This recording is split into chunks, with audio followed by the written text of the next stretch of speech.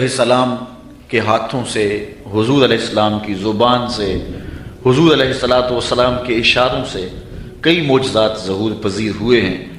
علماء نے لکھا ہے کہ ان کی تعداد 1200 تک ہے، اس سے زائد کی تعداد بھی علماء نے لکھی ہے، 1000 کی تعداد بھی لکھی ہے۔ بہرحال حضور علیہ السلام کو اللہ تعالیٰ نے سراپا معجزہ بنایا، جدھر انگلی اٹھتی کائنات اسی طرف ہوتی، قطرے کو سمندر، ذرے کو ستارہ کرتے ہیں، کونین کو خم آ جاتا ہے جب زلف سمارا کرتے ہیں۔ میرے آقا کریم علیہ السلام کے اشاروں پہ پوری کائنات ہے۔ اللہ اکبر، ذرے اس خاک کے تابندہ ستارے ہوں گے جس جگہ آپ نے نالین اتارے ہوں۔ ہم تو اس نبی کے چاہنے، اس نبی کے ماننے والے ہیں۔ حضور کا ذکر سن کے اہل ایمان خود، تو آؤ حضور علیہ السلام کے کچھ معجزات آپ تک پہنچاؤں۔ حضرت انس رضی اللہ تعالی عنہ روایت کرتے ہیں، امام بخاری نے اور امام مسلم نے اس حدیث کو اپنی اپنی اسناد کے ساتھ بیان کیا ہے۔ حضرت انس حضور کے خادم خاص ہیں، ویسے سارے صحابہ حضور کے خادم تھے، میں بھی حضور کا نوکر ہوں، آپ بھی حضور کے نوکر ہیں، تو لیکن جب کہا جائے کہ حضور کے خادم کا نام کیا ہے تو نام حضرت انس کا آتا ہے۔ ان کے والد تھے حضرت ابو طلحہ اور والدہ تھی ام سلیم، اور یہ ایسے خوش نصیب لوگ ہیں کہ ان کے بارے میں فرمایا گیا کہ ام سلیم جیسی بیوی کوئی نہیں اور ابو طلحہ جیسا شوہر کوئی نہیں۔ حضور جب ہجرت فرما کے مدینہ تشریف لائے نا تو حضرت انس اس وقت چھوٹی عمر میں تھے، تو حضرت ام سلیم ان کو لے کر کے حضور کی خدمت میں چلی گئیں اور عرض کی حضور یہ گھر کے کام کاج کیا کرے، کوئی گھر کا سودا سلف لانا ہو تو یہ آپ کی نوکری کیا کرے۔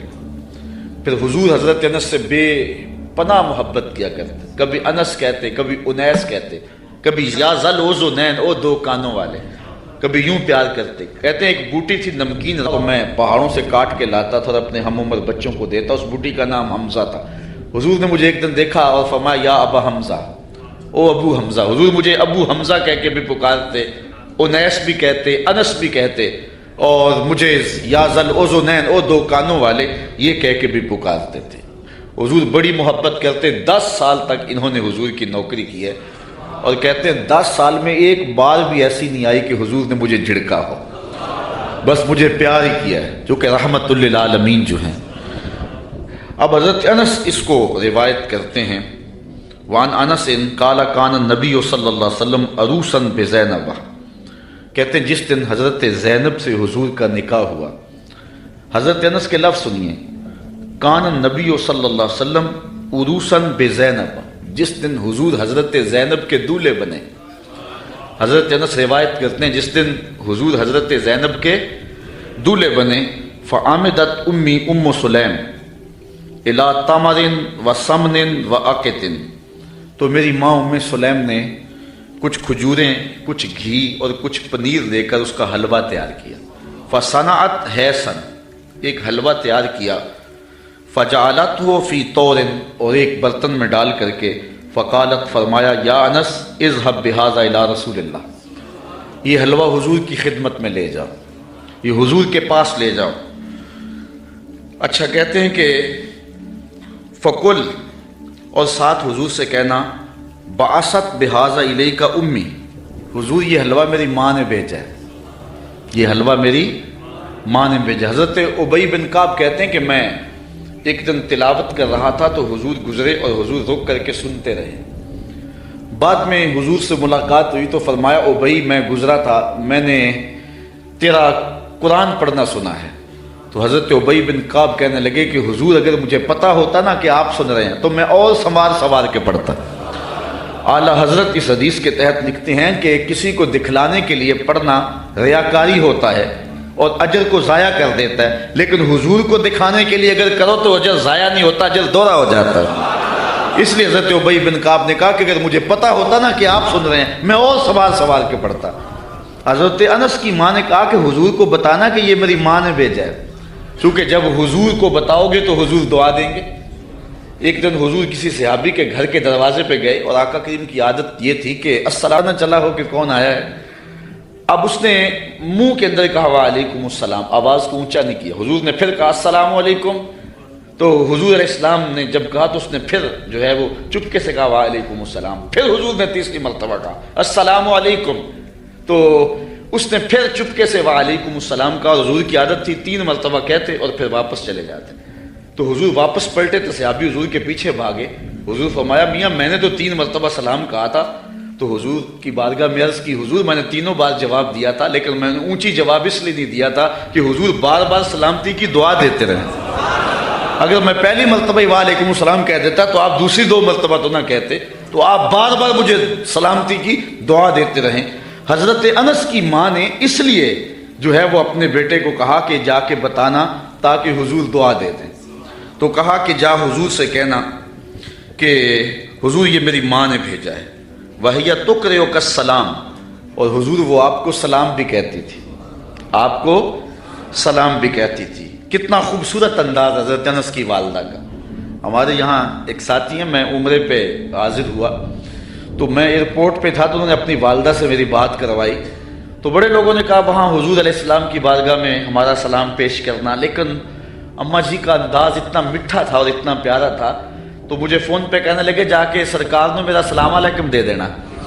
تو حضرت انس کی ماں نے کہا کہ حضور کی خدمت میں جا کے میرا سلام بھی پیش کرنا اور بتانا کہ یہ انس کی ماں نے بھیجا ہے.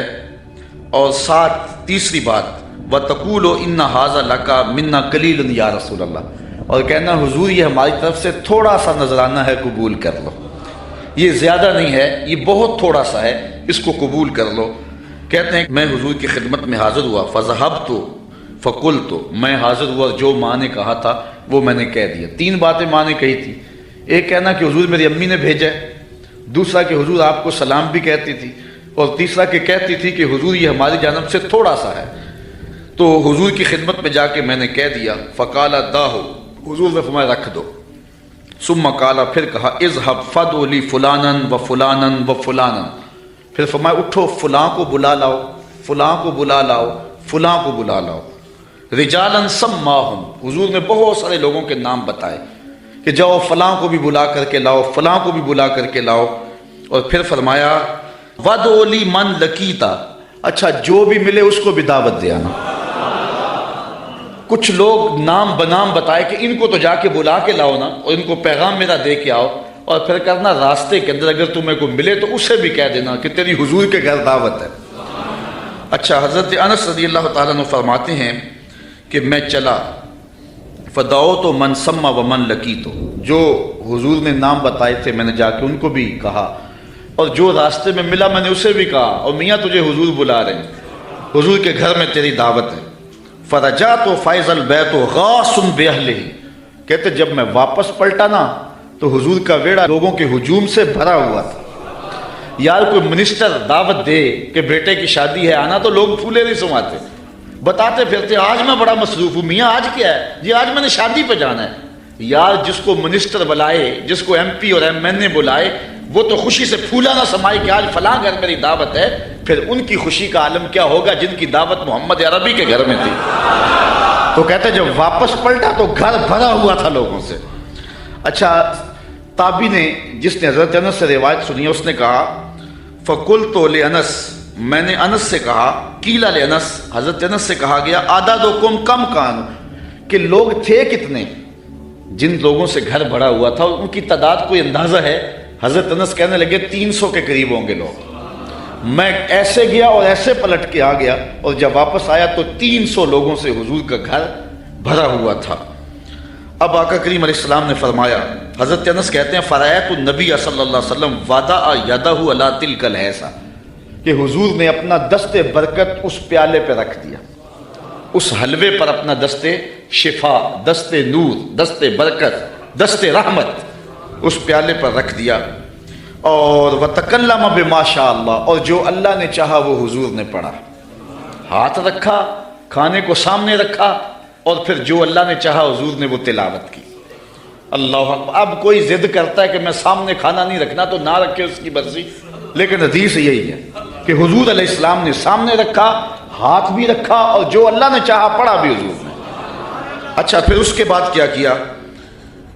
ثم جعل یدعو عشرۃ عشرۃ یاکلون منہ, فرمایا 10 10 آتے جاؤ, 10 آتے جاؤ، 10 لوگ آتے گئے، وَيَقُولُ، اور حضور علیہ السلام ان کو فرماتے تھے، لہم ان کو، اذکر اسم اللہ ولیاکل کل رجل مما یلیہ، کہ ہر شخص اللہ کا نام لیتا جائے اور اپنے سامنے سے کھاتا جائے۔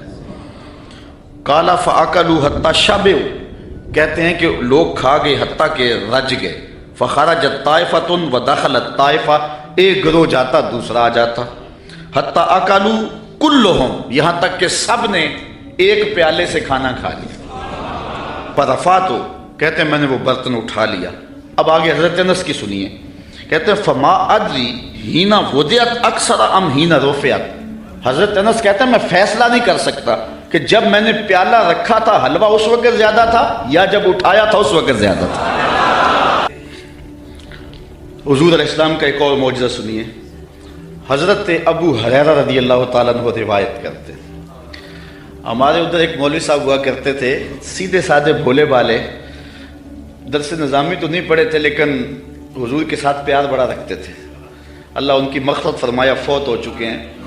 تو کسی نے ان سے پوچھا کہ حضرت ابو ہریرہ کو ابو ہریرہ کیوں کہتے ہیں، حضرت ابو ہریرہ کو ابو ہریرہ کیوں کہتے ہیں؟ تو انہوں نے جواب دیا، کہنے لگے کہ ابو ہریرہ کو ابو ہریرہ اس لیے کہتے ہیں کہ وہ ہر ویلے حضور کے پاس رہتے تھے۔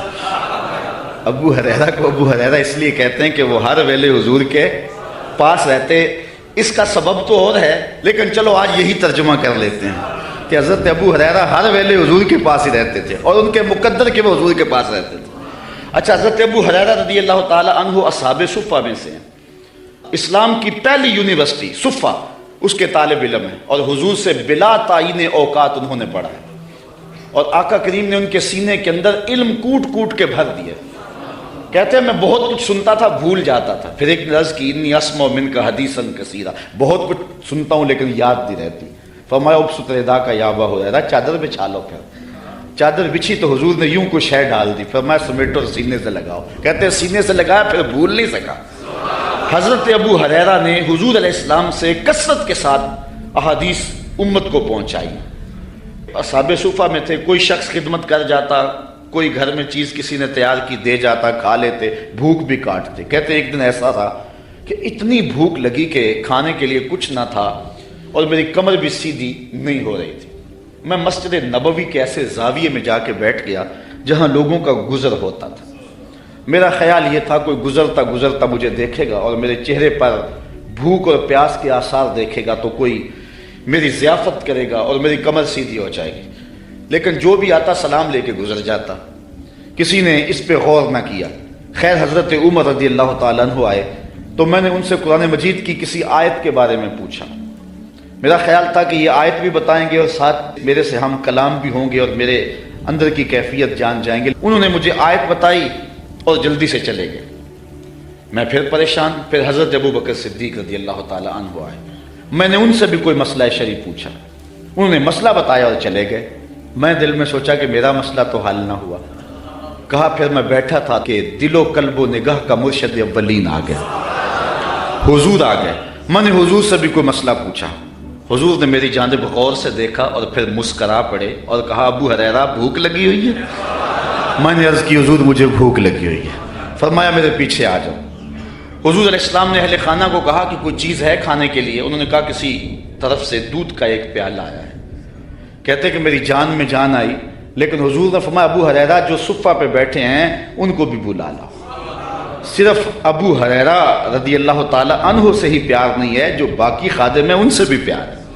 آقا تو سب کے ہیں نا، وہ بھی بھوک میں تڑپ رہے ہیں، کہا ان کو بھی بلا لاؤ۔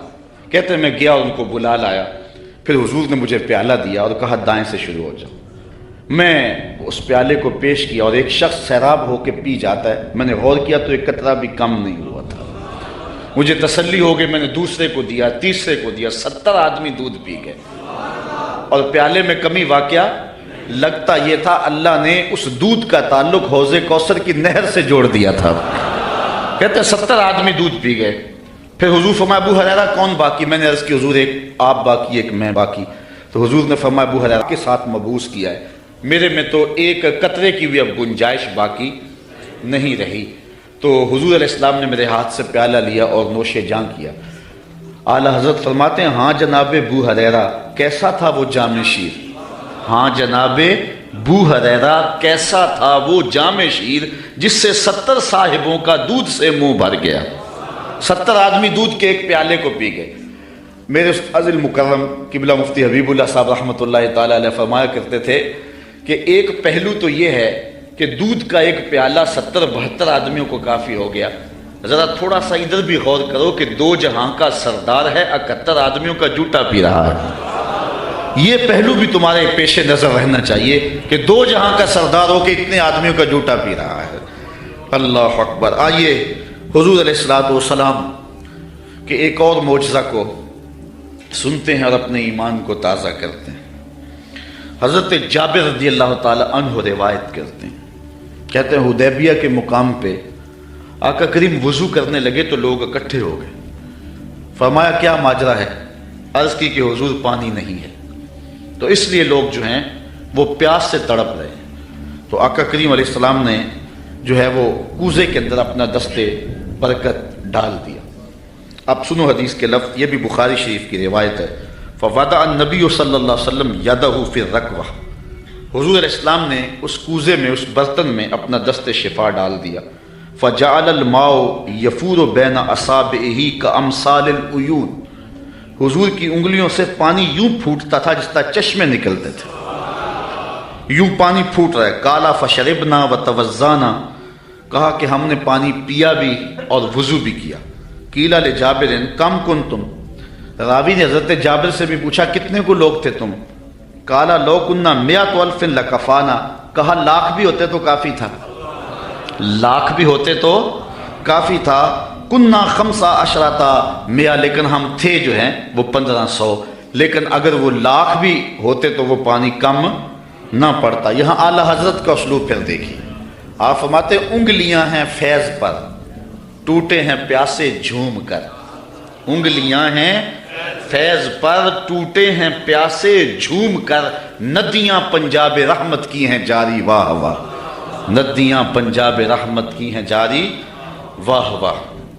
हज़रत अनस रिवायत करते हैं, काला नान नबी सल्लल्लाहु अलैहि वसल्लम ज़ैदन व जाफ़रन व इब्न रवाहा लिन्नास क़ब्ल अन यातियहुम ख़बरुहुम। जंग मोता पर हज़रत नबी रहमत सल्लल्लाहु अलैहि वसल्लम ने सहाबा को रवाना किया। ये 8 हिजरी को जंग हुई है। मुसलमानों की तादाद सिर्फ 3000 और हरकल के सिपाहियों की तादाद 1 लाख।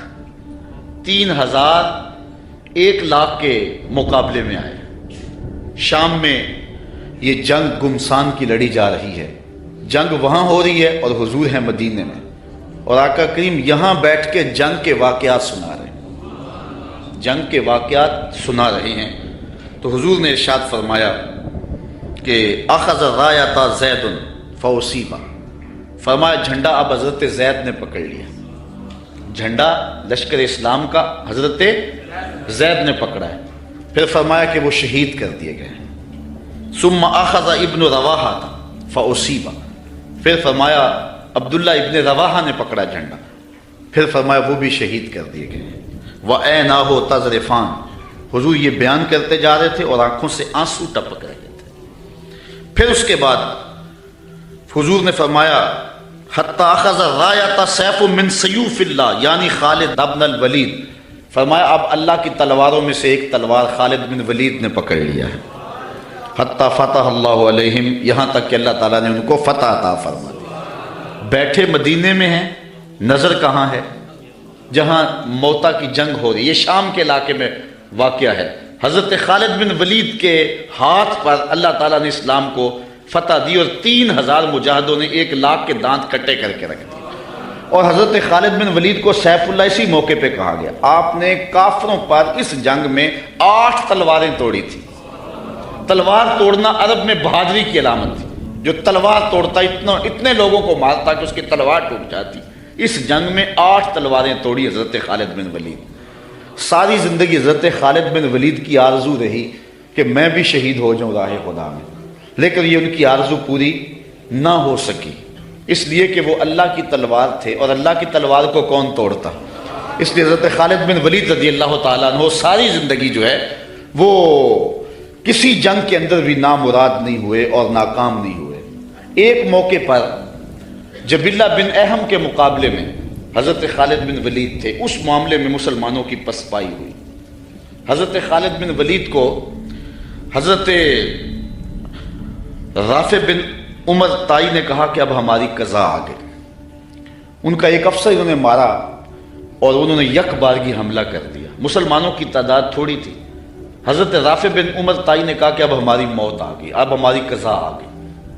حضرت خالد بن ولید نے کہا کہ واقعی مجھے بھی یوں ہی لگتا ہے، چونکہ میں کسی جنگ میں ناکام نہیں ہوا اور پسپا نہیں ہوا، لیکن آج ہم پسپا ہو رہے ہیں، اس کی ایک وجہ ہے کہ حضور علیہ السلام کے مبارک بال میرے پاس تھے اور میں ٹوپی میں سیے ہوئے تھے اور ہر جنگ میں میرے ساتھ ہوتے تھے۔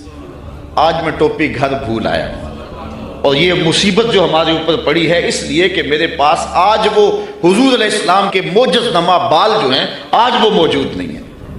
لیکن بندہ مٹ نہ جائے آقا پہ تو وہ بندہ کیا ہے، بے خبر ہو جو غلاموں سے وہ آقا کیا ہے۔ دور طیبہ سے جب بھی میں تڑپا کبھی، ان کو حالات کی سب خبر ہو گئی۔ حضور حضرت ابو عبیدہ کو خواب میں ملے اور فرمایا خالد پہ مشکل بنی اور تم یہاں سو رہے ہو۔ وہ فوراً اٹھے اور اعلان کروا دیا، کہا جلدی تیار ہو جاؤ، حضرت خالد کی مدد کو پہنچنا ہے۔ راتوں رات لشکر تیار ہوا اور حضرت خالد بن ولید رضی اللہ تعالی عنہ کی مدد کے لیے لشکر چل پڑا۔ انہوں نے دیکھا کہ ایک نقاب پوش سوار ہے جو لشکر سے ہٹ کر کے چل رہا ہے۔ امیر لشکر نے کہا کہ ذرا اس شخص کو دیکھو، یہ کون ہے، کوئی جاسوس نہ ہو۔ جب مجاہد اس کے پاس گئے، اس نے کہا کہ پیچھے ہٹ جاؤ، میں کوئی غیر نہیں ہوں، میں حضرت خالد بن ولید کی بیوی ہوں۔ جب حضرت ابو عبیدہ نے اعلان کروایا نا کہ تیار ہو جاؤ کہ خالد پہ مشکل آ گئی ہے، تو میں نے سوچا کہ اللہ کے شیر پہ کبھی مشکل آئی تو تھی نہیں، یہ کیا ہو گیا؟ تو میں نے غور کیا تو ان کی ٹوپی گھر رہ گئی تھی، تو میں نے ٹوپی لی، میں ان کو ٹوپی دینے جا رہی تھی۔ لشکر کے ساتھ ساتھ حضرت خالد بن ولید کی اہلیہ بھی چلتی رہی۔ حضرت خالد بن ولید ادھر محاذ پہ ڈٹے ہوئے۔ اچانک حضرت خالد بن ولید کیا دیکھتے ہیں کہ ایک جانب سے اللہ اکبر کی آواز آئی اور 5-6 مجاہد ہیں جو دشمن کے لشکر کو پیچھے دھکیل رہے ہیں، اور اس میں ایک نقاب پوش مجاہد بھی ہے۔ حضرت خالد بن ولید نے گھوڑے کو ایڑ لگائی اور جا کے اس کے قریب کھڑے ہو گئے، کہا جوان مجاہد تو کون ہے کہ لشکر کے جو ہے پشتے کاٹ رہا ہے؟ اس نے تھوڑا سا نقاب سرکا کے کہا انا زوجتو کا ام تمیم، میں تمہاری بیوی ام تمیم ہوں، اور تم حضور کے بالوں والی ٹوپی بھول آئے تھے، میں وہ تمہیں دینے آئی ہوں۔ تو انہوں نے وہ ٹوپی ان کو پیش کی تو اللہ نے اسی دن حضرت خالد بن ولید کو فتح عطا فرمایا۔ یہ حضور علیہ السلام کے منہ مبارک کا موقع۔ حضرت سلمان فارسی رضی اللہ تعالی عنہ نے 350 سال زندگی پائی ہے۔ ایک روایت کے مطابق 250 سال اور دوسری روایت کے مطابق 350 سال زندگی پائی ہے۔ کہتے ہیں کہ میں ایک پادری کی خدمت کرتا رہا، جب اس کا آخری وقت آیا اس نے مجھے کہا کہ تو نے میری بڑی نوکری کی ہے اور بڑی خدمت کی ہے، تو اب میں جا رہا ہوں، لیکن اب تو چلا جا غموریہ، اور وہاں کا ایک راہب ہے جو کتاب اللہ کو صحیح جاننے والا ہے، اس کی خدمت کا تجھے کچھ مل جائے گا۔ کہتے میں نے اس کی وفات کے بعد تدفین کی اور پھر غموریہ کے اس راہب کے پاس پہنچا۔ ساری زندگی میں نے اس کی نوکری کی۔ جب وہ فوت ہونے لگا تو اس نے مجھے کہا کہ اب میں اس دنیا سے جا رہا ہوں، تو نے بہت زیادہ میری خدمت کی، میں تجھے ایک پتے کی بات بتاؤں، اب تو چلا جا مدینے میں، یثرب میں، یہ نبی آخر الزمان کی ہجرت گاہ ہوگا، اور وہاں جا کے اس کا انتظار کر، اب وہ آنے والے، ان کے آنے کا وقت بالکل قریب آ گیا۔ کہتے میں نے اس کو کہا کہ مجھے کیسے پتہ چلے گا کہ یہ نبی ہے؟ کوئی شخص بھی تو دعویٰ کر سکتا ہے۔ کہا 3 نشانیاں ہوں گی، ایک تو یہ ہے کہ صدقہ قبول نہیں کرے گا، دوسری نشانی ہدیہ قبول کرے گا، تیسرا 2 کندھوں کے درمیان مہر نبوت ہوگی۔ کہتے میں نے وہاں سے رخت سفر باندھا، راستے میں ایک قافلے کو کہا کہ تم مجھے اپنے ساتھ لے جاؤ، انہوں نے مجھے تنہا سمجھ کے مجھے گرفتار کر لیا اور مدینے کے قریب آ کے ایک یہودی کے ہاتھوں مجھے فروخت کر دیا۔ میں نے کہا مجھے غلامی بھی قبول ہے، کبھی عرش پر کبھی فرش پر، کبھی ان کے در کبھی در بدر، غم عاشقی تیرا شکریہ میں کہاں کہاں سے گزر گیا۔ کہتے ہیں ایک دن میں اس یہودی کے باغ میں کام کر رہا تھا اور کھجوریں توڑ رہا تھا کہ مدینے کی گلیوں میں طالع البدر علینا کی آوازیں آنے لگی۔